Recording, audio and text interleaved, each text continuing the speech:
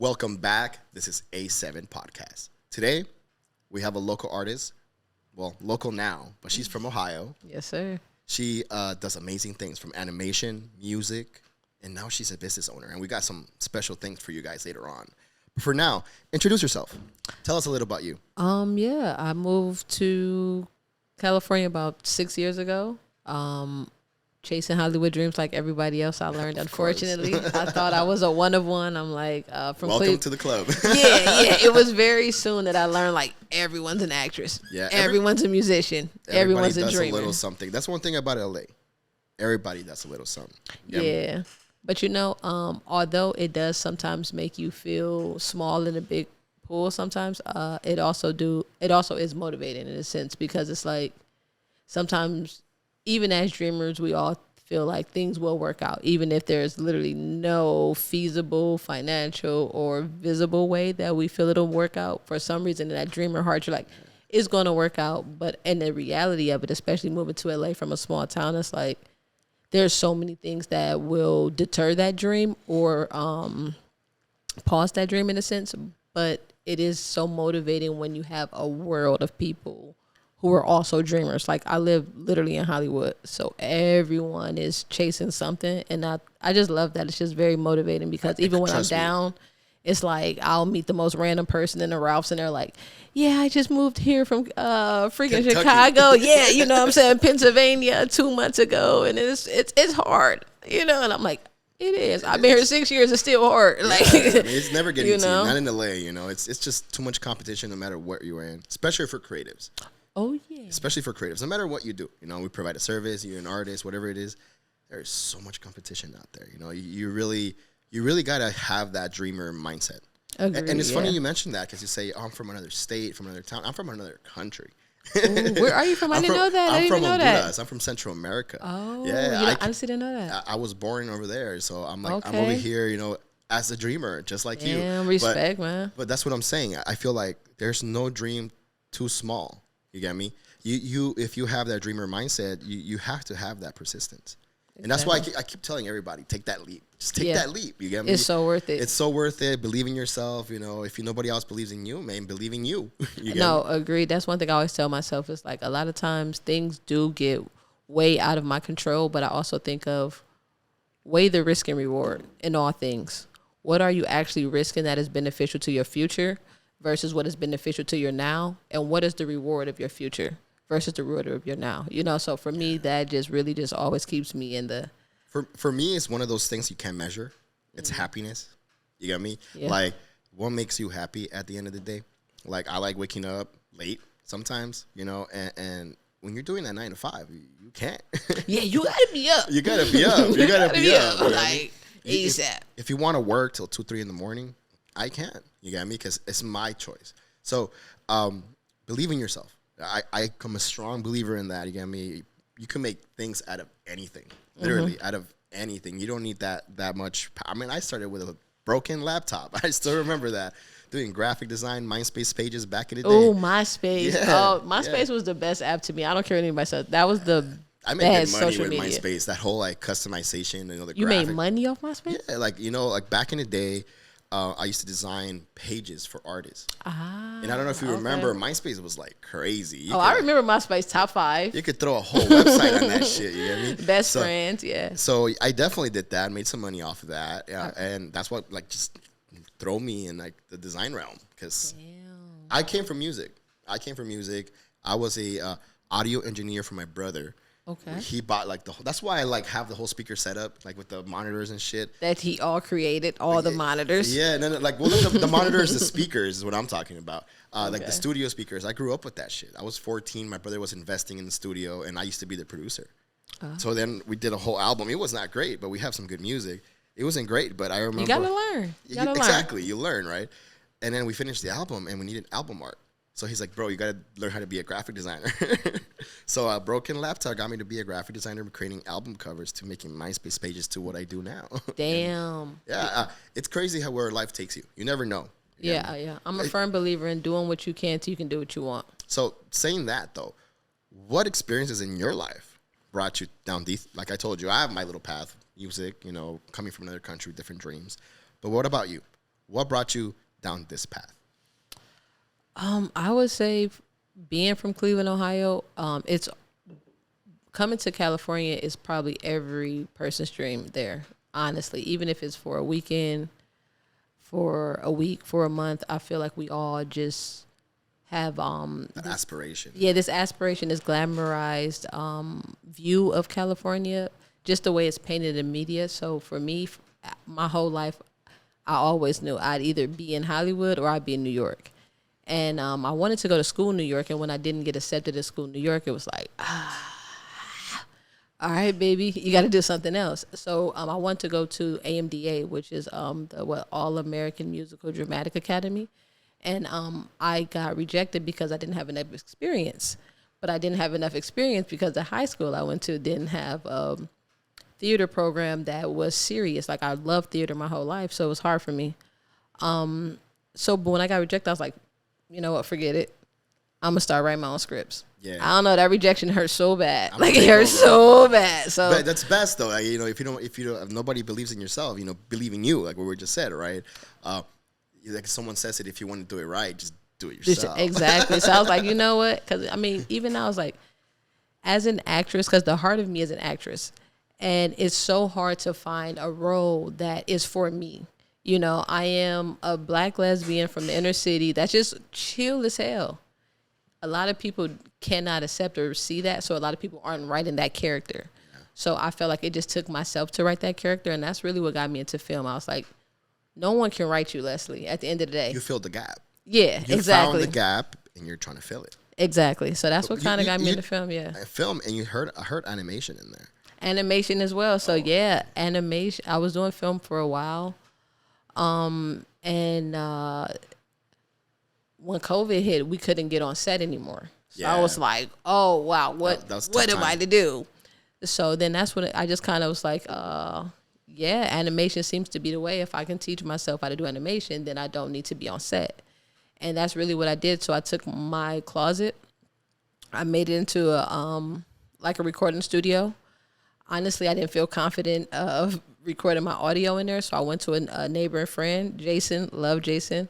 And Shout out Jason. Shout out Jason. Jason, I love you. And we shot all the audio in his closet, and I did all of the film. What is it called? I can't think. What do you call it? Just the animation prospect of it, the design aspect of it, and it was free. So that was the big thing. It was like, how can you still create a film without being on set and without needing people? Yeah. And animation just seemed to be the only way. So I just got on YouTube, and shout out to Samurai Sam, whatever his name is, on Adobe Creative. Yeah. I watched all his videos. I learned how to create characters. I learned how to rig characters. And I handled all the animation part, and then Jason did all the audio part, and we did the animation, and we're ready for season 2. So that's awesome. By the way, if you guys see it, you guys probably see it back there in the screens. Yes. We'll talk about it a little more later, but yeah, that's freaking great. Like, it's freaking awesome you say that, because I'm a graphic designer, so I'm a lot of things. I do a lot of things. I like fill a lot of roles.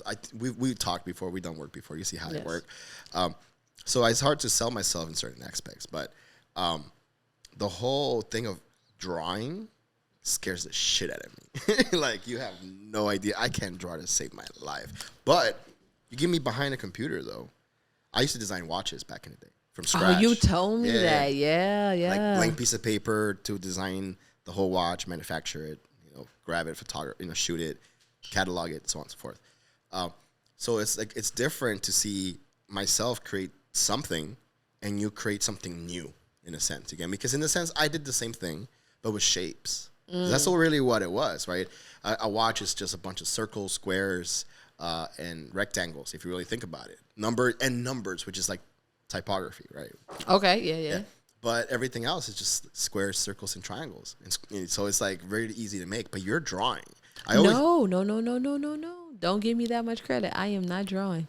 See, but that shit scares the shit out of me. I am not even drawing. I've had so many people come at me like, I want this animated. I'm like, oh, nope, I can't do that. If I'm being honest, I lean a lot on Adobe Creative. The way the Adobe Creative character animation is set up, there's a lot of preset characters. So all the characters besides my character is a preset character. My character, honestly is a preset blank character, which I just added the hair on, if I'm being honest. So like honestly, I'm not doing much drawing. The most work I'm doing is It's still admirable. I'm sorry. Oh yeah, no, I'm happy. Yeah. I'm very much happy. I'm definitely still admirable because like I aspire to do shit like that. Like right now, I'm really trying to get into 3D. I really want to get a 3D printer and start getting into 3D shit. But it scares me. What do you want to print? What do you want to print? It's not even about printing anything. It's just about learning. It's just about learning. Like there's this like random. You're such a processor. I really am. You know what it is? I get fucking bored out of my mind, dude. Like I have so many things that I could be doing or wasting my time on, but everything bores me. I could play a video game for an hour. I could work for 3-4 hours and I'll be happy. Then I could go back and watch a movie, but I'll get bored of the movie halfway through. You get me? So I have an interactive mind. That's why I like puzzles. I have a bunch of puzzles laying around. I respect that. You got to keep your mind busy. Exactly. So 3D is that next thing for me. I just want to know it. Like I don't really need it for any skill. Maybe something will come out of it. You get me? Like everything else that I do, but I just want to learn that skill. Like understanding 3D, drawing 3D, printing 3D. Fucking waiting 7 hours for a print. How many computers have you made? Oh wait, in total? Like, ever? Yeah. Like 7. So yeah, I think 3D printer might be fairly easy for you. No, it's scary. The whole 3D modeling part of it is scary because it's like I understand Illustrator, a 2D design. I don't know if you ever used Illustrator before. I do, yeah. So it's just a 2D design. Like it's a flat 2D world, right? And you could create 3D shapes, but it's perspective. It's not actually 3D. You're just drawing depth into the actual file. You're not really drawing something in 3D that you could turn it and so on and so forth. That's a whole different realm. And that's what scares me. Because I've opened these programs. I've fucking looked at these shits and I'm like, holy fuck. Like, where do I even begin? You get me? I don't know. I could be biased, but I feel like a man who's made 7 computers can figure out 3D. Like, fairly easy. I'm talking like 3 days. Just the confidence I have in you right now, honestly. Computers are not that hard to build. They're really not that hard to build. Really? It's everything is just like, everything has its own cable that it doesn't go in anywhere else. You get me? And I feel like 3D animation will be a similar replica in that mindset where it's like, I don't want to do animation. That's it. Well, I mean, the 3D printing is what I mean to say. The 3D printing with the same thing. I think that most things aren't hard; they're unfamiliar. Yes. So you send them as hard because you don't know. Yes. But once someone starts to get you, someone's speaking my language. Finally. So that's all it is. So once you get into that world, you will excel for sure. I also want to learn Chinese for some reason, but that shit's hard. How do you know it's hard? Because have you tried? No, it's just so exactly. How do you know it's hard? How do you know it's hard if you haven't tried? There's different dialects. So you gotta like pick a dialect, and then once you pick a dialect, you have to learn the sub-dialects because if you go to China, not everybody's gonna speak the same Chinese. This is true because I've been trying to learn Spanish since I've been out here, and I get confident. You know, I've been like on my Rosetta Stone, my Duolingo. I've been talking to the homies, and so like I'm trying to like test it out when I can. You know what I'm saying? And immediately when I try, people are like, no. See, this is the thing about Spanish. It depends who you're talking to. Because it's the same thing as a dialect, but it's not really a dialect. It's a delivery and a slang. Because nobody speaks proper Spanish. I learned the hard way. Yeah, unless you're talking to someone from Spain, that their Spanish is even weird too. They have weird pronunciations of certain words. But depends who you're talking to. You get me? You could say one word to one person that might mean a complete different thing to another. You get me? Yeah. There's this drink that it's like popular in Mexico and honestly everywhere else here too. It's called a paloma. Yeah. Oh yeah. So you get all excited, right? I know you're talking about. I cannot get excited about a paloma. Why? Because in my country, paloma means dick. Well. Yeah, exactly. So it's like, to me, it's like, can I have that drink with tequila and squirt on it? The more you know, huh? Yeah. Maybe so I don't like palomas. Yeah, you see what I'm saying? Like it's like this thing that it's Spanish is about who you're talking to, where they're from, and how it delivers.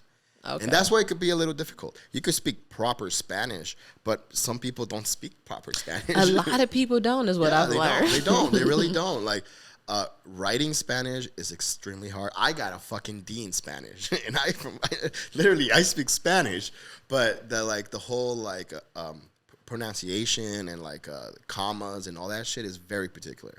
I see what you mean. So there's different if you're talking about somebody, there's a colon that goes on a letter depending on how you're addressing them. You get me? It could be very difficult. That's why it gets tricky. But speaking it, it's about delivery, like I said, and where the person's from. Because if they could take one thing one way and another, especially if you're speaking from someone from Mexico and someone from Puerto Rico, completely different. Yeah, it's a different world. It's a new world for me, I'll say. But we definitely got off topic there. But again, like you said, a lot of things brought you to where you are now. Mm-hmm. What else do you think brought you this way? Like you said, drawing and all this stuff got you to where you are now in animation. But what else? Like I know you do music. What brought you into music? Music? Which, by the way, you have an amazing voice. You need to believe that and weigh that on way more. Like your song is in my playlist. And I forget who I'm listening to. I appreciate it, yeah. So let's talk about music. What got you there?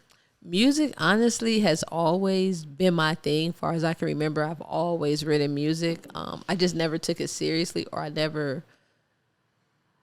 just never took it seriously. Music was always my thing, but still, even now, like, even though I have music out on Apple, Spotify, Tidal, everything, I think for me, my music is so me. I feel like a lot of times I put on a persona almost as if what I want people to see me as, but I feel like my music is just so nakedly me. It's hard for me to like promote it. Do you think that nobody connects with you? I don't think anyone, and that's not what I think. I think that I don't want to be as seen as much as my music exposes me. So it's hard for me to promote it. That's you. But that's you. That's a personal thing. Nobody needs to know. Nobody needs to know. Right now you're spilling the beans. Is what you're. But that's what I'm saying. No, but that's what I'm saying. Like, no, my music is spilling the beans, and that's why it's hard. But for them, they don't need to know that. No, I mean, but you're telling them now, and I'm okay with that because for me personally, the type of I only enjoy music that I personally feel is of the heart. I'm not really into like any other thing that's not like, if I feel like you are not sharing your heart or your experience or your lifestyle or. So it's about talking about your own lyrics. Yeah. Expressing yourself, not just singing. Yeah. I agree. And for me. No, Whitney Houston. Just. What? Hold on. What you mean? Whoa, hold on. Whitney Houston specific. Did not write one song. Oh, and that's okay. I feel like. She wasn't speaking from the heart. She was just singing. But the message was interpreted. Well, yeah, she was speaking for somebody else, but not for herself. That's what I'm saying. Hey, I just watched the movie, all right? you taught me a lot of things. I don't know. I'll say for me. Because you're speaking from your experience. Yeah, I am very much so. You're writing your own lyrics. I am. You're expressing your own self. You're already better than Whitney. I will not say that. I will say that what brought me to music is that I've just always had music. I've just always written music for me. I grew up in the church like most people, not most people, like a lot of people that I know. And I was in a church choir and I was in Cleveland Orchestra. So music has always been just around. Even when I went to college, I was rapping in the dorm, freaking closets, I got some rapping. On the PCs, So, I got a few tracks myself, but we don't talk about those. Yeah, I think when I came to California, though, I was able to learn how easy it was to get on Apple Music and Spotify. I think a lot of people intimidated are very much intimidated, and they think that it's very hard to get on Apple and stuff. In reality, it's just like it's a $20 prescription. All you need is a Gmail. It's literally a $20 prescription. Yeah, so I think that's what kind of got me serious, and I was very surprised by the feedback. People seem to enjoy my music more than me, almost. Yeah. Like, this is what I'm doing. I'm putting myself out there. I'm putting you out there. And I appreciate it. This is just a platform. I appreciate it, yes. This is a platform. I think you can't know what people like until they see it. This is true. Yeah. Like, even speaking of the song that you were speaking of, for me, that I have this song called I Just Want You. For me, it is a song that I am not my most confident of. I like to think of myself as more of like a conscious rapper, like a hardcore rapper. And this song is literally me singing about how I have a crush on a girl. And this song literally has, no exaggeration, 200 times as much song as the songs that I like. And it's just so mind-blowing to me. It's like, as artists, we oftentimes get so wrapped up in what we think a project should be, how it should look, what is our favorite project. And sometimes our favorite, or my experience, the favorite project gets the least love, the least views, the least streams. And then the project that I'm like insecure about or not sure about gets 200 times more love. And I'm just like so confused, because you're still relying on your own thoughts, your own, like, not even, I don't want to say bad thoughts or insecurities. It's just about perspective, your own perspective, what you see. But there is so many humans out there. There is too many humans out there. Everybody is so much alike that it's sad that we think we're different. You get me? Because we're not. People like certain things because we're made the same way. I agree. You get me? What you're feeling is doubt. Agreed. And you shouldn't, because I keep telling you, you sound amazing. You get me? Like, don't worry about all that other stuff. When you get behind the mic, just let it out. Just let it out. You get me? Be you. Yeah. I'm a strong believer in that shit. Be you, because there's nobody else out there like you. Too true. Yeah, yeah. So I heard you have a big announcement. Okay. There's something coming up. What is coming up? Tell the people. Oh, yeah. So we have season 2 of LessJayy the Lesbian, which is the animation that I created during COVID. It's basically just a mini-series, animation series of just failed lesbian hookups that I had in Hollywood. It's just... Wow. Yeah, it's a journey. There's some plot twists. There's some situations, I'd say. I feel like just dating in Hollywood is a very wild experience. Dating in Los Angeles is the same thing, you know.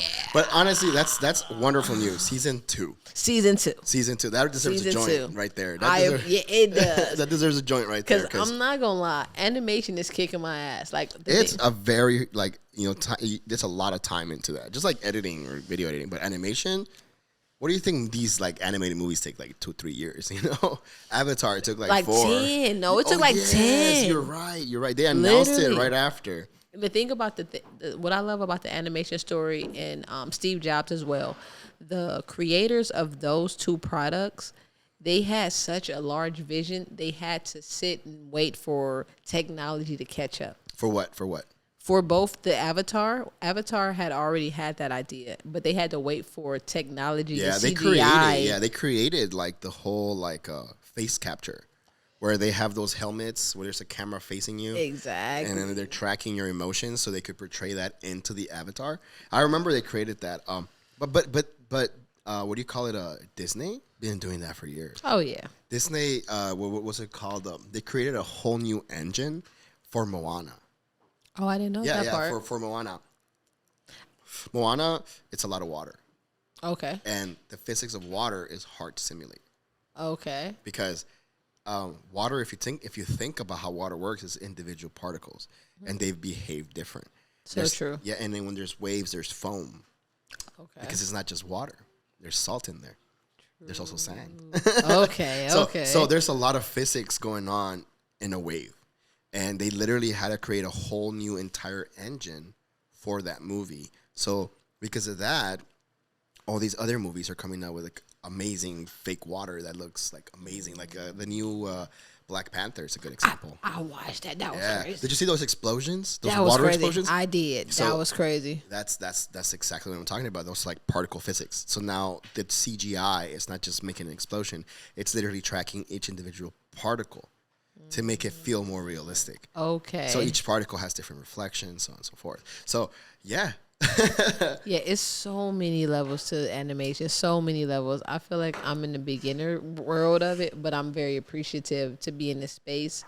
You know, for me, it's more about the story being able to be told, because the films now that I'm producing for animation, I had originally saw as live action films in a sense, I guess. With actors, you know, the traditional series that we see, but with just COVID and lack of financial ability, it only made sense to just go with animation. And that's the reason why I did it. So I'm in awe of it, you know. But it doesn't mean you can't make it into a live action down the road. Exactly. Like, that's how I feel about a lot of the work that I'm doing. It's animation building, you know. Resume building. Yeah. Reality. I want to get some big contracts. I'm not going to lie. I would love to team up with the big boys, you know, and get some real money behind my production. But right now, I look at a lot of the work that I do. I need to build a resume where we don't have to do a lot of talking when it's time to talk about the money. Yeah. It's about, you can see what I can do with a $0 budget. Yeah. So you already that, know what's happening when you give me that bread. You know? A lot of these industries, like Netflix, for example, that's like probably where everybody wants to go right now. Netflix. It's, what do you call it?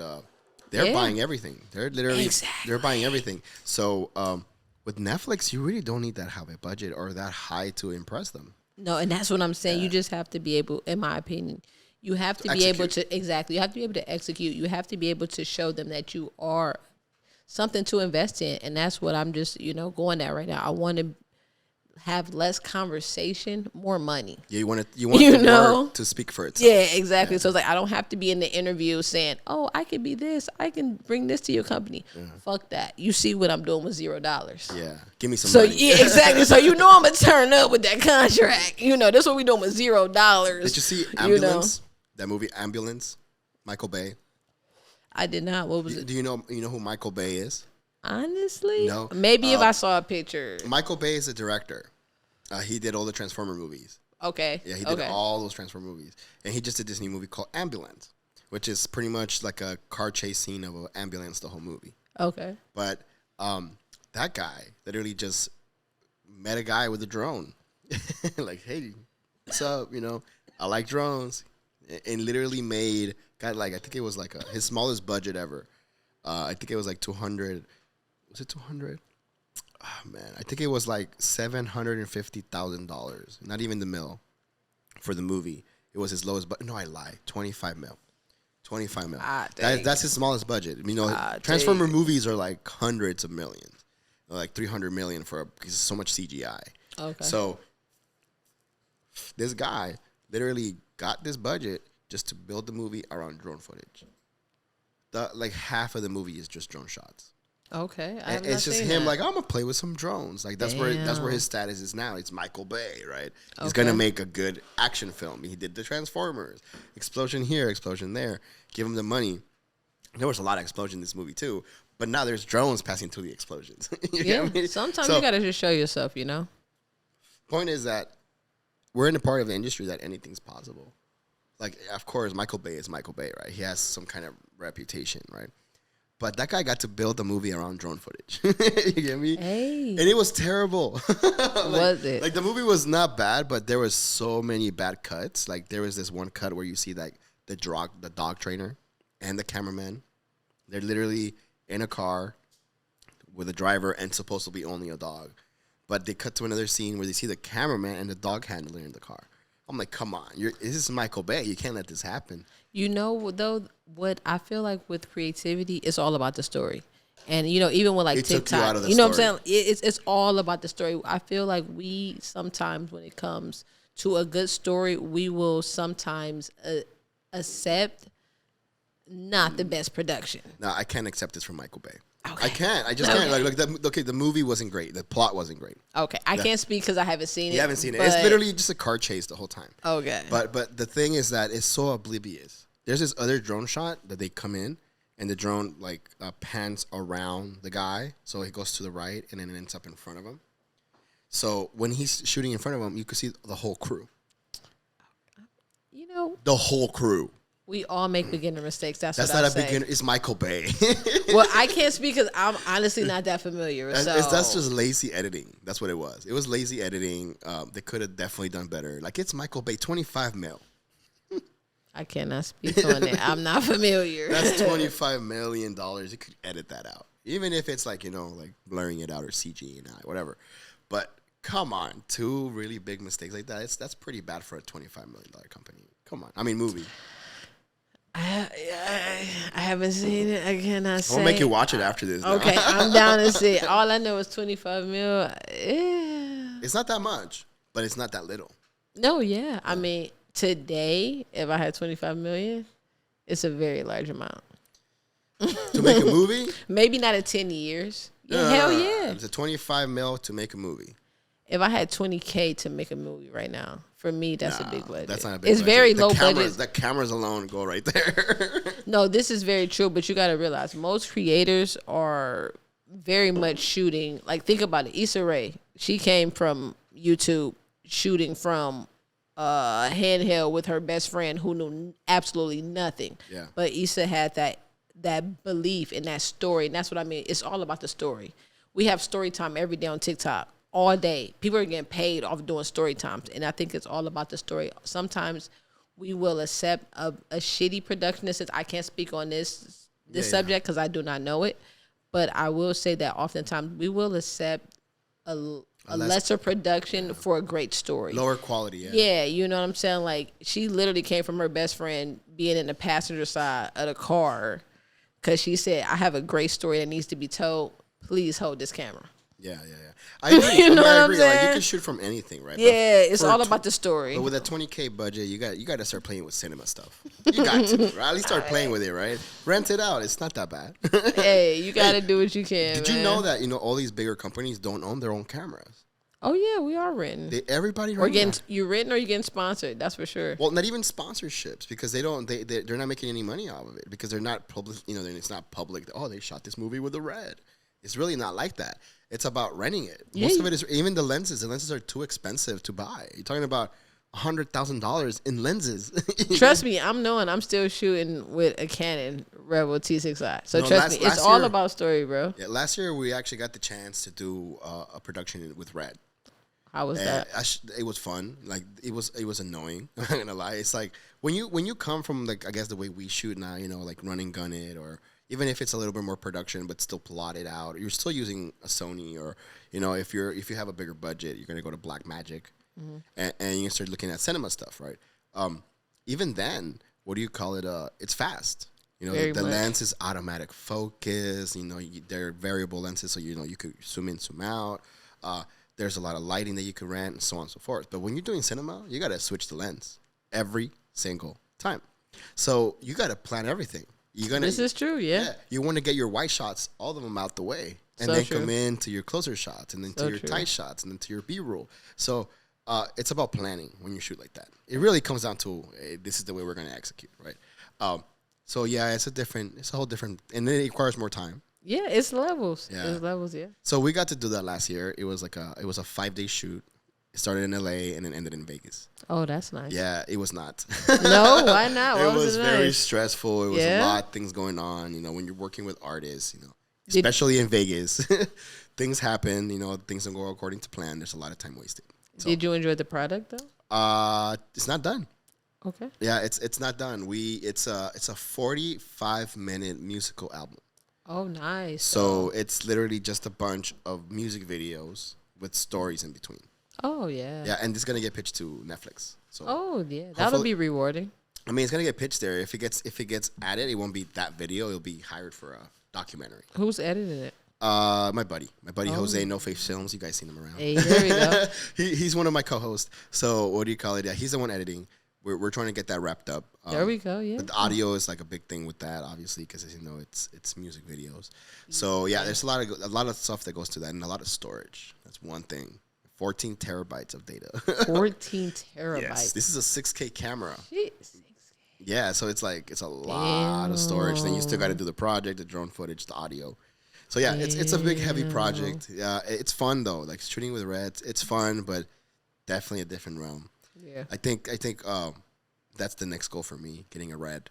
Yeah. I want to buy one. I want to buy one for myself. How much are Reds right now? Like a full gear Red or just a camera?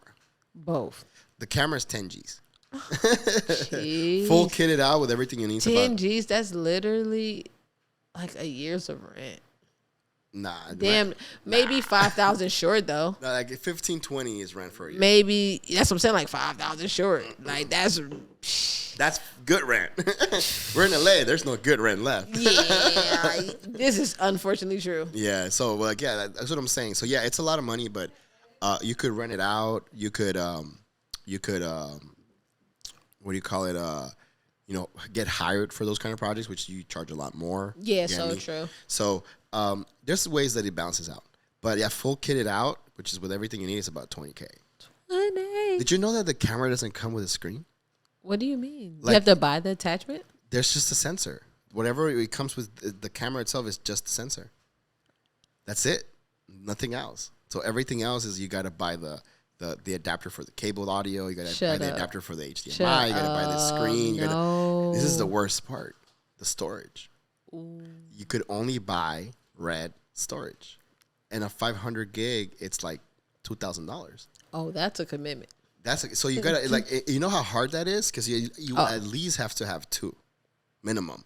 2 Red cameras? 2 storage. So that's $1,000 in storage. Why? Because if it gets full, you need to put another one in while you dump the other footage. Ooh. So when I did this job, that's literally I was project manager, so I wasn't doing anything creative, but I got stuck being in charge with data transfer because nobody was doing it and we needed the memory. You get me? Dude, it's just so crazy. So imagine dealing with a project that's like what, an hour movie that you need to get that much storage for. All those takes. You're talking about maybe 30 terabytes of storage. Ooh, 30 terabytes.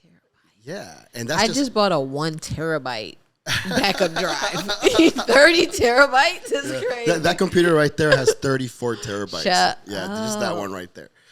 So that's what I'm saying. Like, that's a lot. It's a lot of commitment. That's a lot. So that's why you have to charge more. You get me? I hear you. People don't take this into consideration, storage.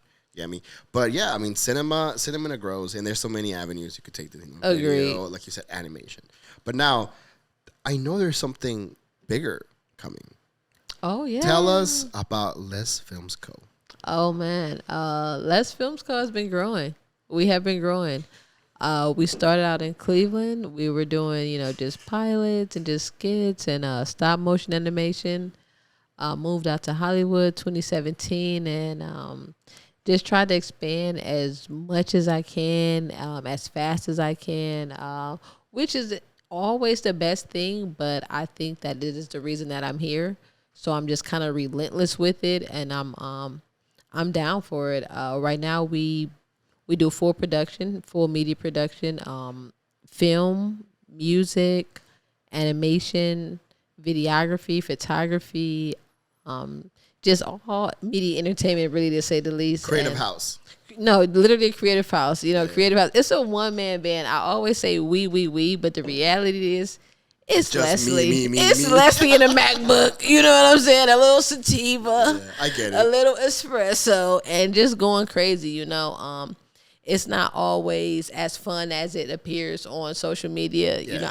I'm very well at paying a little bit, but I'm just in it. I feel like for me, there's nothing else to do in this life. There's nothing else to do in this world. So I'm with it. But we do have a new project coming out. It's been a while.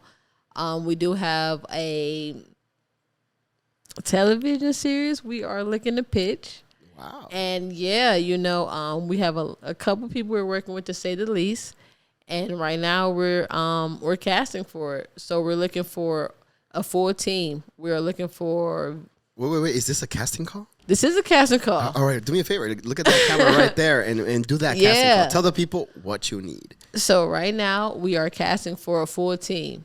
If you are living in the Hollywood, Los Angeles area, we are in need of a full team. We are looking for videographers, cinematographers. I know people are sensitive about the names, what they want to be called, but we need some video work. Directors. Specifically, right? We need directors. We need production assistants. We need actresses, of course. So we need actors. We need thespians.